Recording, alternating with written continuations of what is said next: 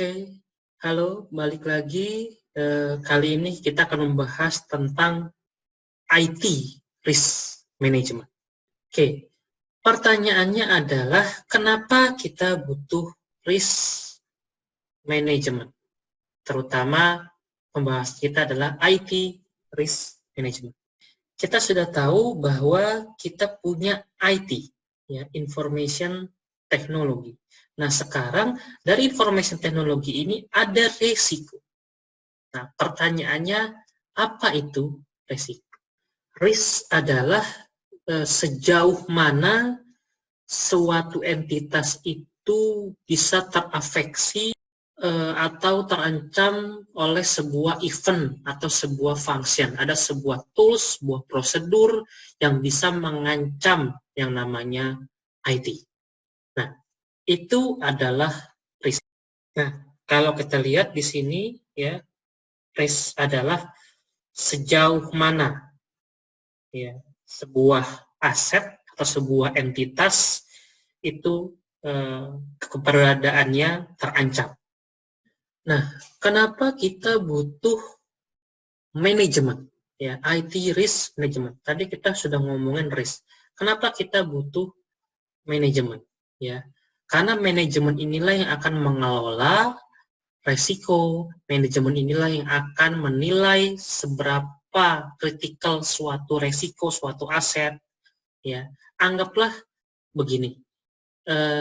Di bank saja ada yang namanya divisi risiko. Ketika nasabah ingin pinjam duit 100 juta, pasti akan dianalisa dulu oleh bank di tim resikonya.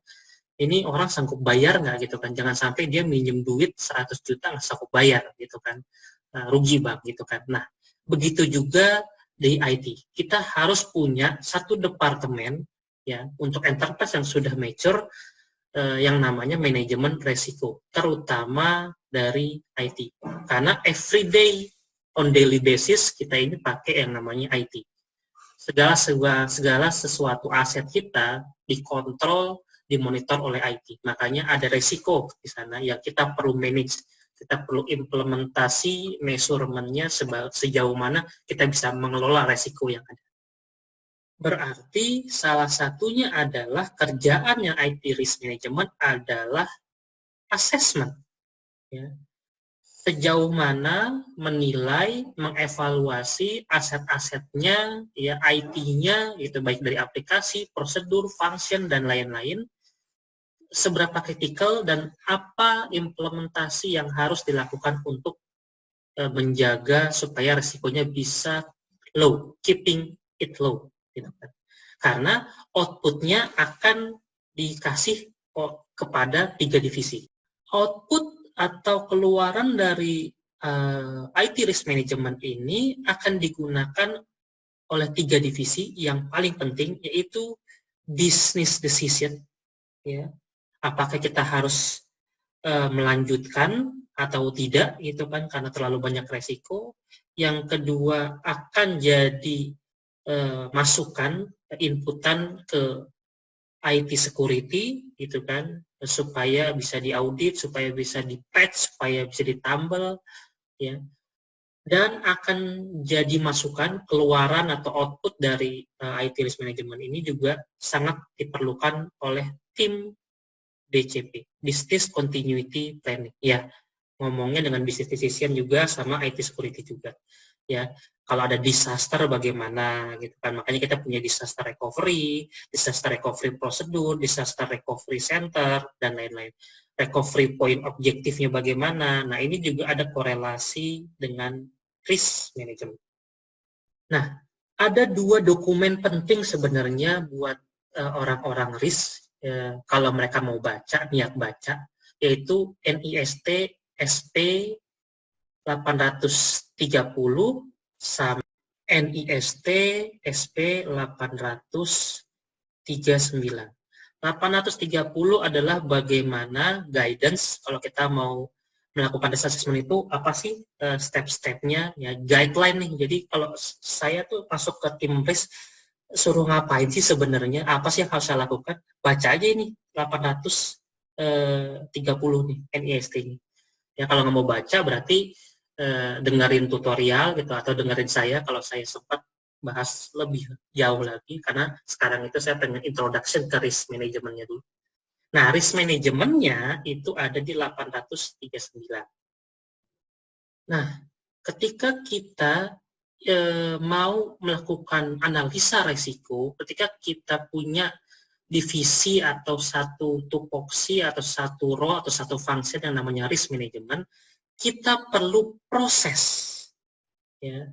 Apa sih proses dari risk management ini? Nah, di sini ada guideline-nya, yaitu pertama framing resiko, yaitu kita perlu tahu dari kacamata organisasi apa pandangan mereka terhadap resiko yang ada, yang akan ada, gitu kan.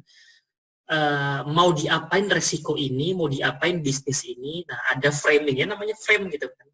Nah, resiko ini tuh dari kacamata mereka tuh apa sih?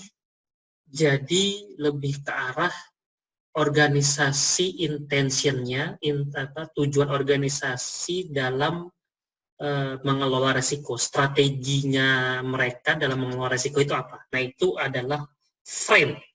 Nah, kalau sudah organisasi mengetahui tujuan mereka, mau diapain ini resiko di frame proses ini, barulah kita mengklasifikasikan ya resiko-resiko yang ada. Bagaimana asesmennya? Atau bahasa kitanya adalah bagaimana mengidentifikasi resiko-resiko yang ada dan yang akan ada atau yang akan muncul. Contohnya mengidentifikasi apa? Contohnya mengidentifikasi ancaman dari mana saja gitu kan, likelihood alias probabilitas resiko ini terjadi itu seberapa besar, vulnerability-nya di mana, dan juga efeknya apa sih terhadap organisasi.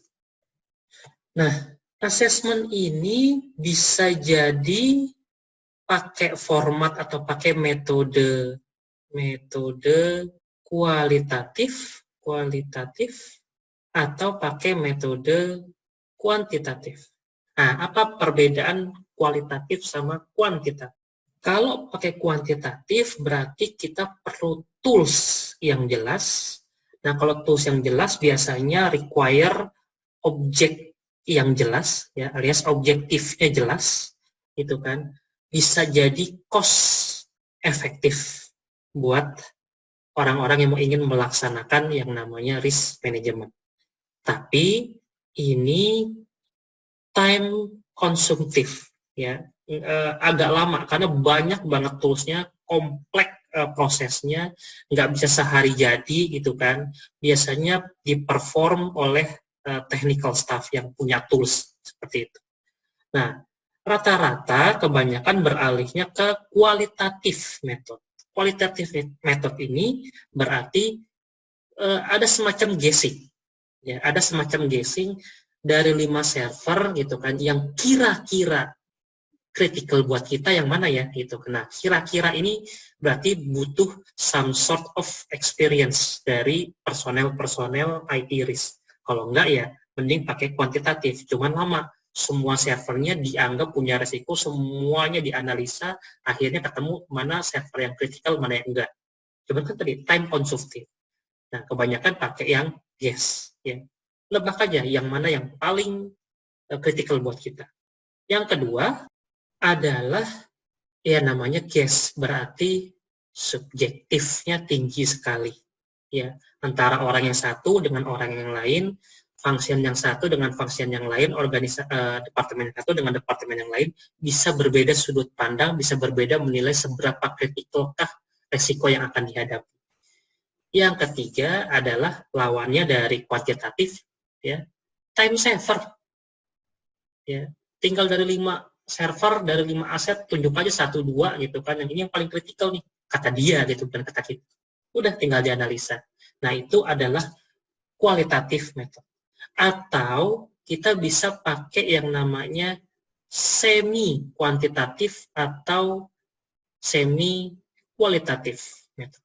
Contohnya, nah, ketika di assessment, kita punya scale, kita punya skala gitu kan. Skala paling tinggi, skala medium, skala paling rendah, itu kita bisa lakukan. Jadi nanti ini masuknya kemana? Nggak pure kuantitatif, nggak pure kualitatif. Ini juga biasanya dipakai. Jadi hasil asesmennya dibikinkan chart seperti ini, dibikinkan skala, aset-aset kita gitu kan, adversary capability ini contoh dari adversary, orang-orang atau apa ya, kita bilang musuh kapabilitasnya kayak gimana terhadap aset kita gitu kan. Kalau very high tandanya dia bisa perform macam-macam ke kita, contohnya hacker misalnya ya, atau paling rendah hacker itu kalau untuk ke server yang sekarang ini susah deh pokoknya karena ini di internal harus dari orang dalam, kalau nggak akan bisa misalnya. Itu contoh aplikasi dari risk assessment yang kita sudah jelaskan tadi, yaitu mau kuantitatif, mau kualitatif, maupun semi gitu kan. Nah, kita bisa ngelihat ini apply-nya kemana sih sebenarnya? Apakah dia ke organization tier, ya resikonya berimpact terhadap organisasi secara keseluruhan. Ini kalau kena, ya semua kena gitu kan. Contohnya kayak COVID gitu kan. Ini resiko yang berimpact langsung terhadap organisasi. Ada lagi, oh ternyata risk assessment result-nya ini ya, itu lebih ke arah bisnis proses. Jadi ada bisnis proses yang terganggu di situ.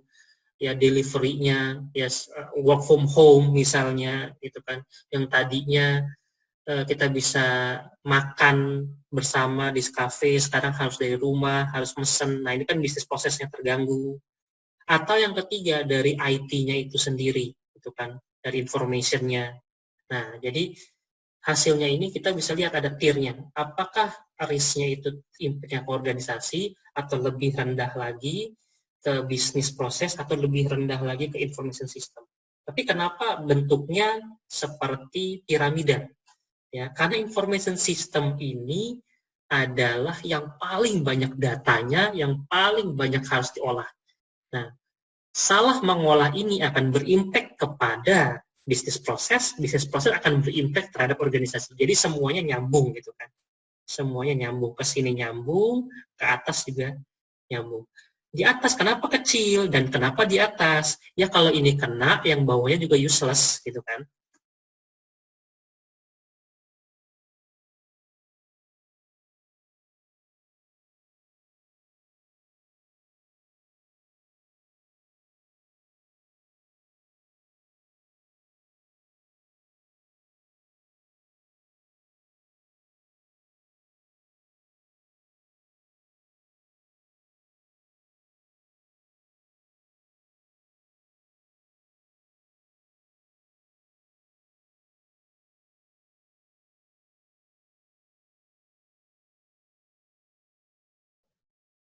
Nah, kalau kita sudah mengassessment, berarti bagaimana cara implementasi dari risk-nya.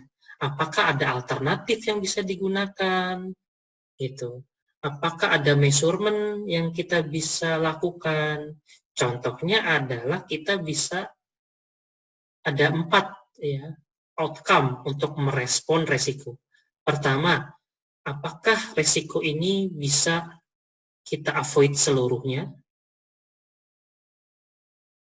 Apakah resiko ini kita bisa mitigasi ya?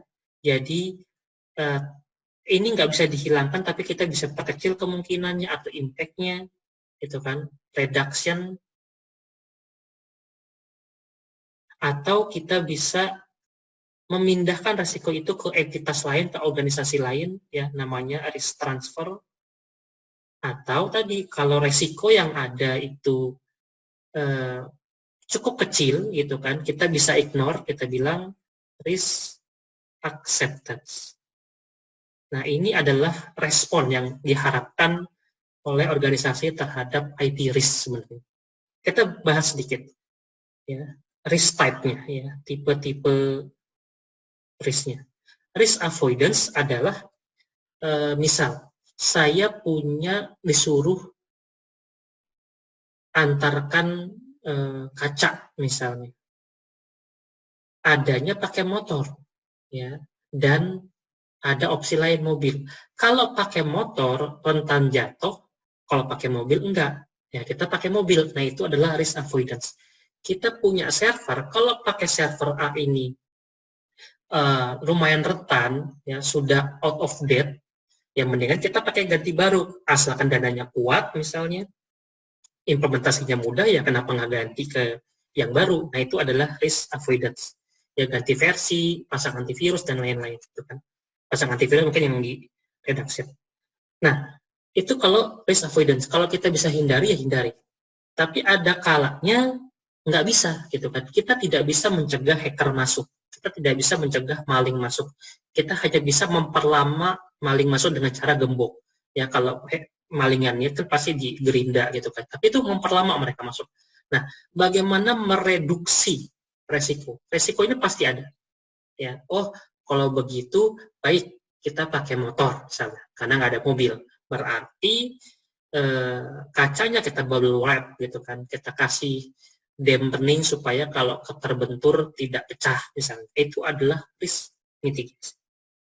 Atau yang ketiga, daripada kita yang disuruh jalan, mendingan kita suruh orang lain, kita kan suruh ojek online atau suruh jasa titipan barang, gitu kan. Itu tandanya kita risk transfer ke mereka. Mereka yang menanggung akibatnya, ibaratnya. Kita sakit, kita minta asuransi untuk bayar kita. Itu adalah risk transfer. Kita nggak sanggup untuk memanage jaringan, kita sewa bisnis partner atau managed service, ya, atau ya tadi bisnis proses dari organisasi lain untuk handle network untuk kita. Nah, itu namanya risk transfer. Karena kalau misalnya ada masalah, kita tinggal nyalahin mereka, ibarat. Nah, yang terakhir adalah risk acceptance. Contohnya adalah sebenarnya kita perlu loh pakai helm di rumah. Tapi karena kita tahu chance rumah ini roboh, gitu kan, itu kecil, makanya kita tidak perlu pakai helm, gitu kan. Tapi kita tahu bahwa nggak tahu nih kapan suatu saat rumah ini bakal kenapa-napa. Cuman tadi kemungkinannya kecil, sampai-sampai kita bisa ignore resiko itu. Nah, itu adalah risk acceptance. Nah, kalau kita sudah implementasi respon ibaratnya, nah sekarang kita akan coba, setelah itu kita akan coba monitor sejauh mana efektivitas dari risk control kita, sejauh mana efisiensinya, gitu kan, dan bagaimana memverifikasi sudah sesuai belum dengan standar, dengan policy, dengan prosedur dari bisnis function, dan lain-lain. Nah, itu adalah monitoring risk. Nah, sekarang kita akan coba gimana sih secara konseptual conducting risk assessment. Ya, gimana sih cara risk assessment itu bekerja? Saya masuk di divisi IT risk, kira-kira apa aja sih yang harus dikerjakan? Oke, jadi di sini ya gimana sih cara kita conducting risk assessment? Nah, di sini ada gambarnya, saya coba perbesar. Pertama, pastikan dulu ya risk framing, intentionnya organisasi terhadap risk management itu apa ibaratnya. Ngapain sih mereka sampai repot-repot harus ada pengelolaan risiko. Nah, jadi itu dulu pertama, ada charter gitu kan. Jadi tujuannya jelas kenapa kita harus ada risk assessment. Nah, baru kita conduct action. Ya, kita harus ngelihat threat-nya siapa aja, event-event yang akan menjadi threat gitu kan. Jadi threat, ya, ancamannya dari mana aja, dari internal kah, dari eksternal kah, dari internal apa aja faktor-faktornya. Nah, event gitu kan, segala sesuatu yang terjadi pada sistem, pada organisasi, ada orang login, ada orang log off, ada orang switch, ada orang pensiun, ada orang resign. Nah, itu adalah event mana saja yang akan ada resikonya. Nah, kita harus mengidentifikasikan. Kalau sudah mengidentifikasikan, baru kita lihat vulnerability-nya apa aja. Vulnerability itu adalah semacam flaw gitu kan, ya, yang bisa di-exploit. Jadi vulnerability itu contoh adalah Windows ini rentan dihack karena portnya ada yang terbuka. Nah, itu adalah vulnerability. Nah, bagaimana cara mengekspos vulnerability itu? Itulah yang namanya exploit. Ya. Nah, ini kita masuk ke blue team, red team, pen testing, dan lain-lain. Ya. Nah, ketika vulnerability itu udah kita tahu bahwa ini loh server-server ini vulnerability-nya apa, nah, bagaimana kondisi-kondisi untuk predispose-nya yang mempengaruhi vulnerability itu apa sih, predisposing. Nah, kalau kita sudah mengidentifikasi kelemahan-kelemahan gitu, vulnerability-nya apa, nah kita lihat rarity-nya, ya. Seberapa sering, seberapa mudah gitu kan, gampang nggak sih gitu kan dihacknya gitu kan. Nah, itu.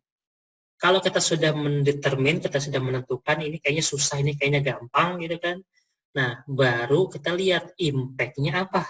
Seberapa besar impact-nya untuk tier 1, tier 2, tier 3. Nah, baru kita lihat resikonya ini termasuk golongan mana. Golongan 1, risk avoidance, golongan 2, golongan 3, golongan 4. Assessment ini akan harus dikomunikasikan ke departemen-departemen yang lain. Nah, minimum 3 tadi, business process, business decision making, BCP, IT security, dan juga harus selalu di-maintain. Makanya sekarang tuh IT security service itu menjamur sekarang, terutama yang assessment. Tolong dong di assessment itu. Kita pengennya black box testing, kita pengennya white box testing atau gray box testing gitu kan, macam-macam gitu kan, termasuk scope of work-nya sampai mana, apakah sampai proof of concept, hacking, sampai mana, sejauh mana impact terhadap perusahaan, atau sampai vulnerability assessment aja gitu kan. Nah, itu kerjaannya supaya kita pengen ada maintain assessment. Jadi ibaratnya makanya ada rumus gitu kan, rumus umumnya adalah probability dikali impact, nah sama dengan risk. Ya, occurrence-nya sama seberapa besar impact-nya risk. Ya, rumus umumnya. Kita pengen lihat email server sama database server. Email server probability di hack-nya misalnya dari skala 0 sampai 5, email itu misalnya 4 misal. Impact-nya 2, ya email doang misalnya. Ini sama dengan 8. Database, probability di hack-nya cuma 2 misalnya. Tapi impact-nya kalau database ini hilang, kenapa-napa, ini organisasi bisa hancur gitu kan. 5 kali 2 berapa? 10. Jadi memang gitu kan, email itu bisa diakses dari manapun misalnya. Tapi database ini yang harus kita secure lebih dahulu. Karena tadi kita mau mendetermine resikonya. Ya, jadi itu contoh umum gitu kan. Padahal ada lagi istilahnya annual rate of occurrence, ya, single loss expectancy. Nah, ini kita akan bahas lain kali.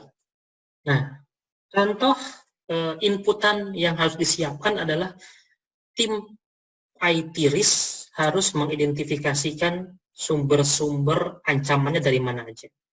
Jadi dari tier 1 gitu kan, tier 1 ini memprovide ke tier 2 apa aja sih sebenarnya informasi dari yang orang-orang kredibel gitu kan, assessment scale-nya gitu kan, threat source-nya kalau ada gitu kan.